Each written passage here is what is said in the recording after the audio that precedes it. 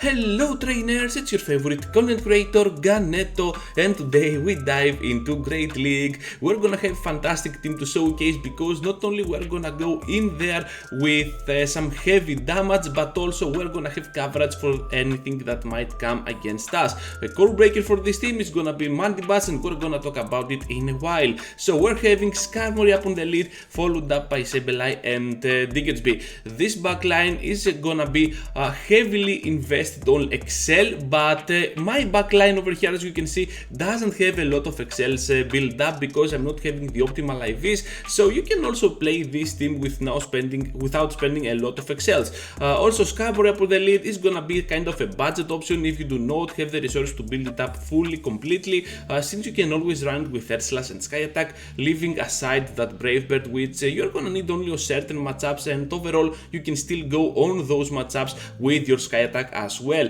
So let's dive into the commentary here. Having the Venusaur landing this huge frenzy plant, down we go. I was thinking about shielding and then farming down, but that was not the issue. I wanted to farm down with Diggersby, but I made 5 of those mud shots. I saw that it was not happening, so we're gonna absorb the move on our Skarmory. So things are still going good because we have Fire Punch on our Diggersby, and what you might want to have as your second move is not Earthquake like I do over here, which, don't prove me wrong, it worked amazingly on the entire video, as you're gonna see in a while. But if you want to have a better coverage against Talonflames, Mandibuzz and stuff like that, perhaps Hyper Beam might be a better option for you. I did not encounter any Mandibuzzes yesterday, that was kinda weird. I did not encounter any Talonflames, but I think that if you have those Pokemon against you, Hyper Beam can really help a lot, giving you some more damage, especially stab damage, and with Mud Shot you can get there fairly fast. So we're gonna have now in the next match a horrible lead on the face of the Galarian Fisk, and we're gonna switch out to our Sableye. So this Pokemon is gonna go pretty well on the safe switch option. You're gonna see that even against its counter, some of the fairy types, those that do not carry charm at least, you can go pretty hard on them, and we're gonna go for the bait for the second time. I'm expecting a seal, to be honest, and we're gonna take it, which is good. And do not be afraid to bait against an Azumarill. You can still go with back-to-back foul plays if you build up to a return, of course, to bait that shield effectively, and the Shadow Claw damage is gonna add up, so you can eventually farm down. As you can see here, Azumarill down it goes. We spend 2 shields, but we do not care at all, since Skarmory will avoid the matchup of that Stunfisk. They also have no shields at all, and that is only good for us. So they come in with a controversial pick, Trevenant. I don't know what they were thinking. Perhaps they want to come in with Trevenant and catch on Stunfisk. That did not work at all. Anyways, that was weird, and we're gonna proceed into the next one with Walrein as our lead Pokemon. A pretty neutral lead, to be honest. They spam the Icicle Spears. We can take 2 but not 3, and they can take 1 Sky Attack but not a Brave Bird. So we have to play around that, and we're gonna go with a Sky Attack over here. They're gonna pass through the move, but we do not care at this point because they are almost at a sliver amount of energy, and we have the time to go at the last second for the Brave Bird. Down goes Walrein, and also a shield with them. This is gonna be super good, and one of the few reasons you're gonna need the Brave Bird on your Skarmory. But you can see that even with Sky Attack you can still pressure down that Walrein, because it is an IV thing, and my IVs actually suck on my Skarmory, and we're gonna take the victory eventually. So I do not have good IVs on my Skarmory because it is one of the first Pokemons that I built up, and till the first day of PvP, actually third day, yeah, that was on the third day of PvP, I did not find a better IV1 Skarmory, so yeah, I just stuck with this one. So it is gonna be like the Whiskas I have. I did not find a Whiskas that is pretty well on its IV, so yeah, I go with a pretty weird one. And it works, so it's okay, you can still go in there with your regular IVs and do whatever you can. So we're gonna go down to the Obstagoon. Hopefully though we took out of them a shield, which is absolutely awesome, and now I will try to farm down completely with my Sableye. I'm committed to use a shield on the second Night Slash and then completely farm down. So here comes the Night Slash. I'm pretty sure I can farm down. They take the boost, which was scary at the moment, and we're gonna force the quit out because they do not want to get farmed down. but they have a Sableye, and we can go right here for the double foul play. They were pretty late on that switch. Perhaps they thought they could finish us off before we farmed down, but that was not an issue at all, and we're gonna go with the shield on the foul play. Using the fire punch here to do some not heavy damage. I should have gone for the earthquake for sure, because now I spend more energy than I used to spend with an earthquake. So down they go, and they're gonna quit the match because they might have something like a Fisk or anything, because I don't know what they were thinking. They had a dark type up in front, a dark type at the back. What are you doing against a Charmer? Are you gonna lose? Perhaps you're gonna lose. But anyways, next on trainers, and Sky Attack is gonna take the shield out of the Sableye. So what we can do here is absorb one foul play, seal the second, and still go for one more Sky Attack.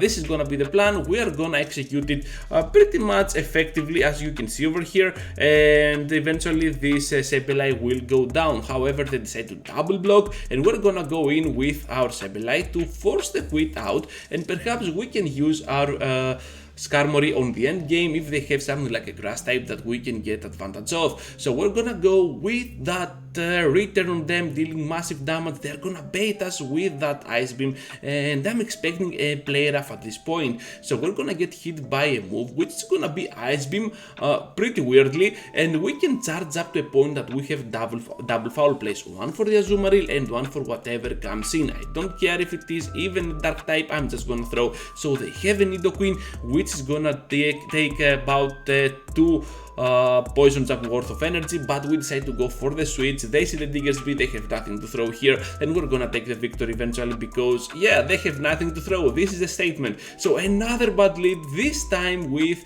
a wall face, and we're gonna go in with our safe switch, Sableye. We're gonna force the switch out, and they're gonna answer back with a weird switch to a Medicham. Medicham cannot do well against Sableye. Perhaps they did not know that, or perhaps they had a double Psychic at the back, something like a Deoxys for example. We will never learn, because after that I think they're gonna bail out, and we're gonna take another victory with this team. So perhaps they had double Psychic, and that's why they went in with the Medicham. They wanted to throw it out of the way since we had our Skarmory, and they wanted to do cheap damage while protecting at the same time the Bastiodon. Well, I'm overthinking this, but yeah, perhaps that happened. So on the next one we're facing an Azumarill, and as you can see here, we might want to have Brave Bird on this matchup, because we want to bait the Brave Bird and still go for the Sky Attack. So Ice Beam is gonna connect. That was not gonna be, I think, a Hydro Pump. I was counting the moves at the moment. So here comes the Sky Attack, gonna deal decent amount of damage, and I'm just gonna go here for the Brave Bird, expecting them not to shield, because they can survive one Sky Attack, and if they did not expect my move to come in, perhaps they did not block, but they did. So now we have to come in with our Sableye and start farming all the freaking way. We're gonna block the move, and now they have at the back a Registeel, so that can mean only one thing, that a pure Focus Blast will absolutely destroy us down, but we can still survive it. At the moment I was not pretty sure how much HP I could have after that Focus Blast, so I decided to block here, go for the Earthquake, massive damage, and then I have to go for the Fire Punch.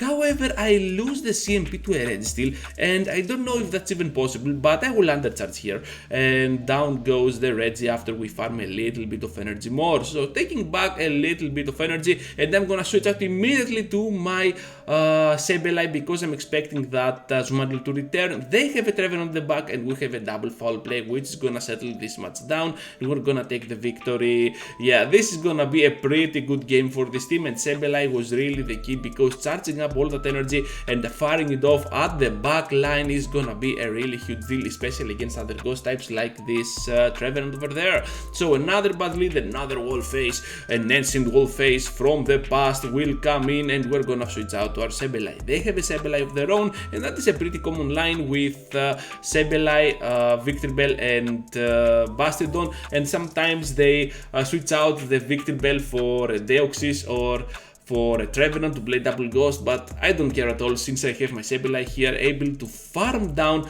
this opponent's Sableye, and I want to of course flip the lead matchup for sure, so I'm just gonna double shield my Sableye and still go for a double foul play against the wall face. Bastiodon is not gonna do enough work against my Diggersby, so I'm pretty comfortable to fire off my Diggersby against this Bastiodon even with no shields at all. I'm completely gonna farm down if they stay in, so they're gonna fire off a move, most probably gonna be a flamethrower, dealing no damage at all. As you can see, they have at the back a Medicham, and Skarmory is coming in to collect its prey. Power Up Punch is gonna be a very good move for them right now, because with shields up perhaps they can go with a potential Ice Punch powered up 2 times to finish me off, and let's see how they react to this, because they're gonna block the first one, they have another Power Up Punch, perhaps they're running Psychic, and they will try to farm it down. That was super close, and we have access to Sky Attack at the last second, finishing off Medicham, and despite the fact that we could have gone much easily, you can see that much easier, you can see that we still got troubled a little bit against this Medicham, because Power Up Punch is really effective even against a Flying Steel type. So next one, and we're facing a Drapion on the switch after they switch out their own Scrafty over there, and we're gonna see together how great Diggersby is. Not only can it can beat down the Steel types, not only can carry that Hyper Beam to finish off unsuspected opponents like Mandibuzz and Talon Flame, but also you can bring it to destroy down the poison types with a pure Earthquake, dealing massive damage to that Drapion is gonna be the key.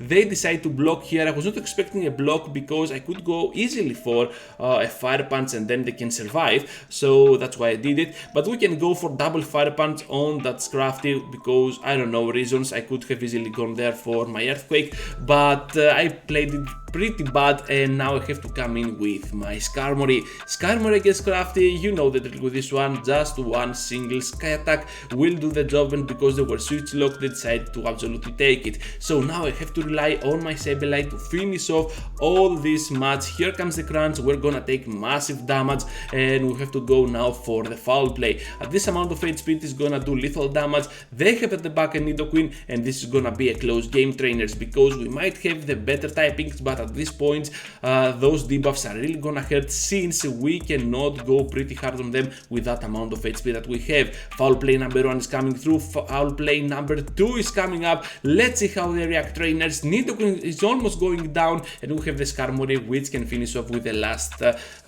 second air slash. So another victory for another fantastic team, and the final match is imminent, trainers. The worst lead ever, this Stunfisk will have to switch out, and they decide to stay in. This is gonna be kinda great for us because we want that Stunfisk out of Skarmory's way. So we're gonna go here ahead and block the Rock Slide, which is gonna be kinda sad, and we have the time to go for the foul play of our own once more. So here comes the foul play, they're gonna block, and they will try, I think, to bait us for a second time, but I'm really eager to take even an Earthquake at this point because my switch timer is coming up, and Diggersby can come in and completely farm down this Pokemon. We're both even on shields, and this means that whatever comes in, they have to face the wrath of my Diggersby. I saw that switch immediately pressing mine, and we countered down this Scrafty pretty much effectively. Here comes the Sky Attack, whatever they have at the back it is gonna go down. Even the Stunfisk at this point, they know that, so they come in with a Swampert. We have to be extremely careful because Swampert can do a lot of work with its Hydro Cannons. Hopefully